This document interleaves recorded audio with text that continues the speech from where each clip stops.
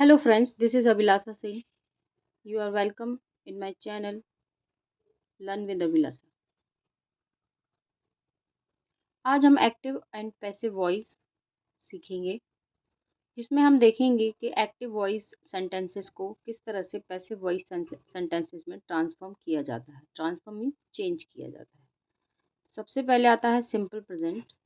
हम सारे टेंसेस को देखेंगे, उसके बाद इसके जो कंडीशनल सेंटेंसेस हैं एक्टिव से पैसिव बनाने में, उनको भी सीखेंगे। सबसे पहले सिंपल प्रेजेंट को में हम जब V1 में एस या यस का यूज़ करते हैं तो उसको पैसिव बनाते समय हम क्या करेंगे, ऑब्जेक्ट को आगे लाते हैं। Is am are helping verb के रूप में यूज़ होता है। और V3 मीन्स वर्ब की थर्ड फॉर्म, बाय लगाकर सब्जेक्ट। जैसे कोई सेंटेंस है, he writes a novel, he writes a novel, तो जब हम इसको पैसिव वॉइस में बदलेंगे तो क्या होगा, a novel is written by him, he का हम हिम कर देंगे। नेक्स्ट प्रेजेंट कॉन्टिन्यूस में जिस तरह से सेंटेंस में इज एम आर और V1 में ING, V1 मीन्स वर्ब की फर्स्ट फॉर्म में ING लगाते हैं, फिर ऑब्जेक्ट आता है, तो इसको जब पैसिव में बदलेंगे तो ये object is am are being V3 by लगाकर सब्जेक्ट हो जाता है। यानी हम क्या कर रहे हैं, यहाँ पर जो वर्ब हेल्पिंग वर्ब हमने पहले यूज़ किया था सिंपल प्रेजेंट में, वही हम कहाँ कर रहे हैं, प्रेजेंट कॉन्टिन्यूस में कर रहे हैं। लेकिन इसके साथ हम बीइंग को यूज़ कर रहे हैं। बीइंग को यूज़ क्यों कर रहे हैं, क्योंकि हमारे यहाँ एक्टिव वॉइस के सेंटेंस में V1 में ING लगा है। जब हम इस V1 को V3 में चेंज करेंगे तो ये ING का यूज़ होना ज़रूरी है, जिससे जो हमें दिखाएगा कि ये सेंटेंस क्या है, कॉन्टिन्यूस टेंस का है। तो यहाँ पर क्या आएगा, हम बी में ING लगाकर इसको कॉन्टिन्यूस में ही रखेंगे, इसका सेंस नहीं बदलेंगे। Okay, next present perfect. Present perfect में क्या है, हम हैज़ हैव हेल्पिंग वर्ब में और V3 यूज़ करते हैं, फिर ऑब्जेक्ट आता है। तो यहाँ भी हमें वही करना है, बस करना क्या है कि हैज़ के साथ बीन और हैव के साथ बीन यूज़ करना है। जैसे has been, have been. Verb की थर्ड फॉर्म हमने यहाँ एक्टिव में भी देखी है क्योंकि ये परफेक्ट टेंस है, और यहाँ भी हम वर्ब की थर्ड फॉर्म ही लगाएंगे क्योंकि हर एक पैसिव के सेंटेंस में हमें वर्ब का फॉर्म थर्ड ही रखना है, यानी पास्ट पार्टिसिपल ही रखना है by subject. Next present perfect continuous का कोई भी पैसिव वॉइस नहीं बनाया जाता। ओके, नेक्स्ट फिर आता है past indefinite. Past indefinite means simple past. Simple past में हम सब्जेक्ट V2 ऑब्जेक्ट लगाते हैं। V2 का मतलब है वर्ब का सेकंड फॉर्म, जैसे राइट, रोट, रिटन, तो इसमें जो रोट है वो वर्ब का सेकंड फॉर्म है। नेक्स्ट इसका हमारा जो पैसिव बनेगा वो क्या बनेगा, ऑब्जेक्ट वॉज वर। जैसे हमने प्रेजेंट में इज एम आर का यूज़ किया है, वैसे ही पास्ट में वॉज वर का यूज़ हो जाएगा, फिर वर्ब की थर्ड फॉर्म बाय लगाकर सब्जेक्ट। इसी तरह पास्ट कंटिन्यूअस में क्या होगा, सब्जेक्ट वॉज वर, वी में ING, ऑब्जेक्ट, ये हमारा एक्टिव वॉइस है, इसी को जब हम पैसिव में बदलेंगे तो object was were being. Being मतलब क्यों लगाया हमने, क्योंकि हमें इस सेंटेंस का कॉन्टिन्यूअस फॉर्म जो है वो चेंज नहीं करना है। इसका जो कॉन्टिन्यूअस फॉर्म है उसको चेंज नहीं करना है, इसलिए ये ING जो है हम पैसिव में बी लगा के यूज़ करेंगे, यानी बीइंग, वर्ब की थर्ड फॉर्म बाय सब्जेक्ट। फिर आता है पास्ट परफेक्ट।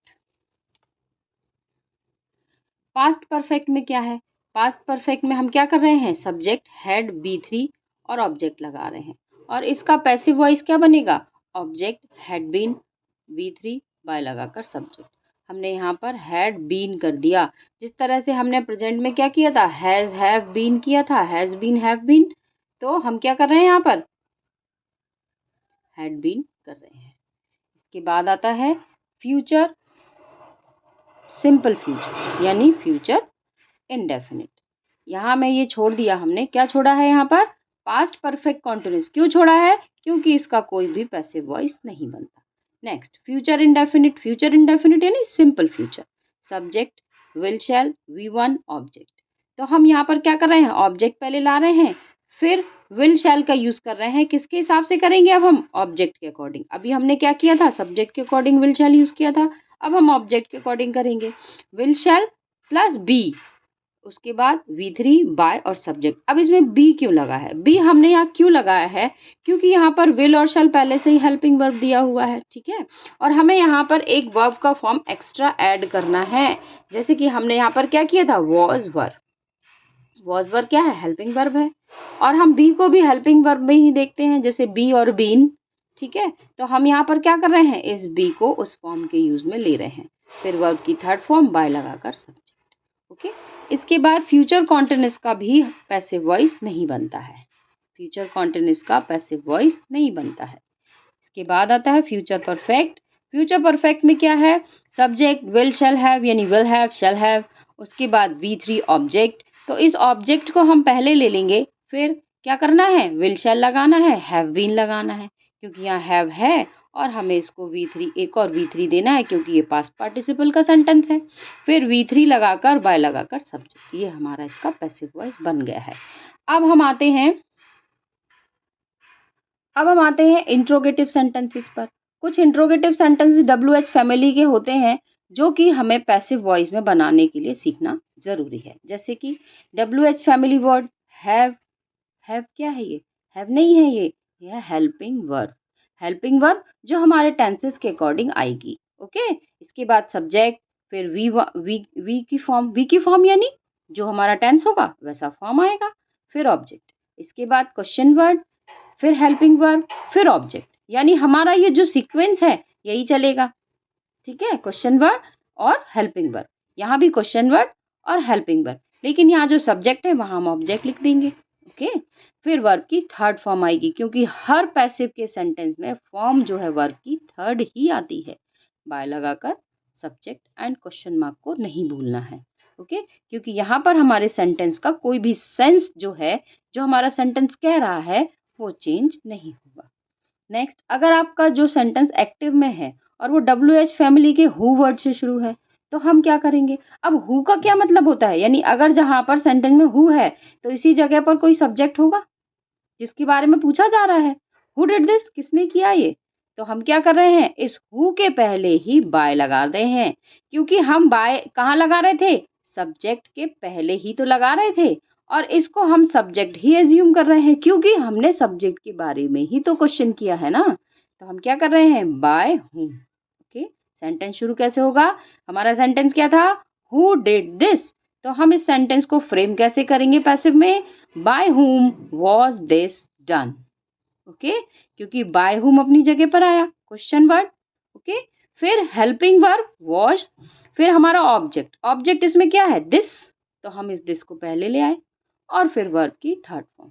और हमने इसमें सब्जेक्ट ही तो पूछा है, और ऑब्जेक्ट इसमें कुछ है, ऑब्जेक्ट इसमें है दिस, तो हमने दिस आगे ले लिया, लेकिन सब्जेक्ट तो ऑलरेडी पहले से ही आगे है, तो हम यहाँ बाय लगाकर कुछ भी नहीं लिखने वाले, क्वेश्चन मार्क का याद रखेंगे।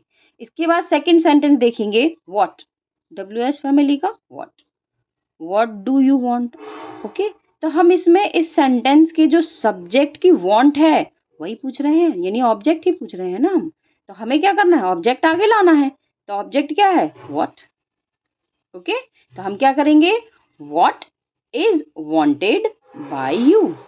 What is wanted bye you. You क्या है? हमारा सब्जेक्ट पीछे चला गया। व्हाट क्या है? हमारा ऑब्जेक्ट जो आगे ही था, और हमें उसे आगे ही लाना है, तो हम उसको आगे ही रखेंगे, ओके। नेक्स्ट, आगे हम देख रहे हैं मॉडल्स एंड ऑक्सिलरी वर्ब्स। अब ये मॉडल और ऑक्सिलरी वर्ब्स क्या होते हैं? मॉडल और ऑक्सिलरी वर्ब्स वे वर्ब्स होते हैं, वे हेल्पिंग वर्ब्स होते हैं, जिन्हें हम किन्हीं कंडीशनल सेंटेंसेस में यूज करते हैं, जैसे can, may, must, ought to, should, etc. Okay. तो ये सेंटेंसेस क्या, ये जो वर्ड्स हैं वो क्या हैं? ऑक्सिलरी वर्ब्स या मॉडल वर्ब्स होते हैं। जैसे कि सबसे पहले क्या आएगा? सब्जेक्ट, कैन, V1 ऑब्जेक्ट, यही होते हैं ना मॉडल वर्ब्स या ऑक्सिलरी सेंटेंसेस। तो इसमें क्या कर रहे हैं हम? ये कैन का यूज कर रहे हैं हेल्पिंग वर्ब की जगह। पैसिव बनाएंगे तो क्या करेंगे? सेम वही होगा, ऑब्जेक्ट पहले आएगा, हेल्पिंग वर्ब के साथ डी लग जाएगा, क्योंकि हमारे पास helping verb future, simple future की तरह पर, विल और शैल की तरह पर यहाँ पर हमने कैन पहले से ही लिया हुआ है।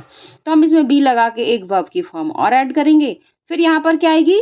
V3, यानी वर्ब जो मेन वर्ब है, यानी जो काम जो सब्जेक्ट कर रहा है, जो क्रिया हो रही है, उसकी थर्ड फॉर्म हम यूज करेंगे, बाय लगा के सब्जेक्ट, ओके।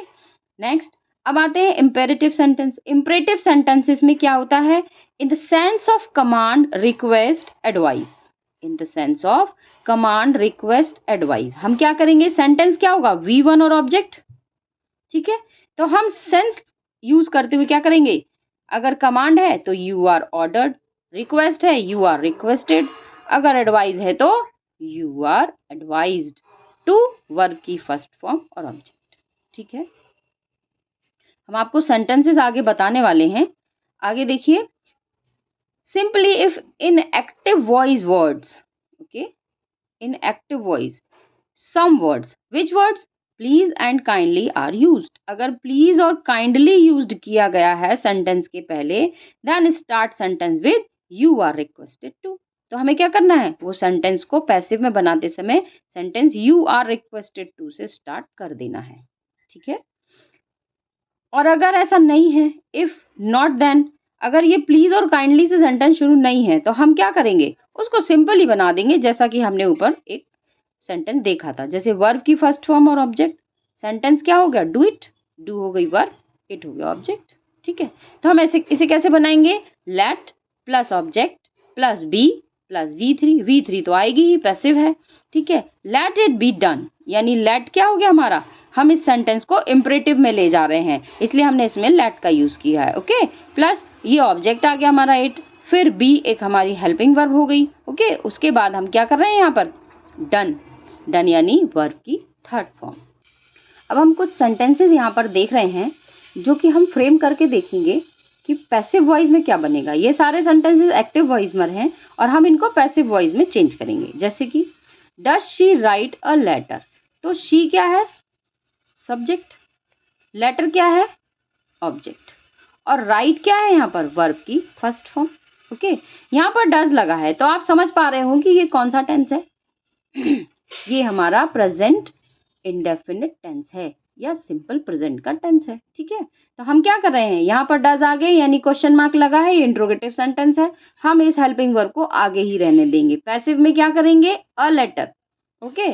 तो हेल्पिंग वर्ब क्या आएगी? Is, a letter, is a letter. अब हमें वर्ब की कौन सी फॉर्म लानी है? थर्ड, तो क्या हो जाएगा? Written, written. फिर बाय, शी को हम किस में चेंज करेंगे? हर, और क्वेश्चन मार्क नहीं भूलना है, ओके। नेक्स्ट,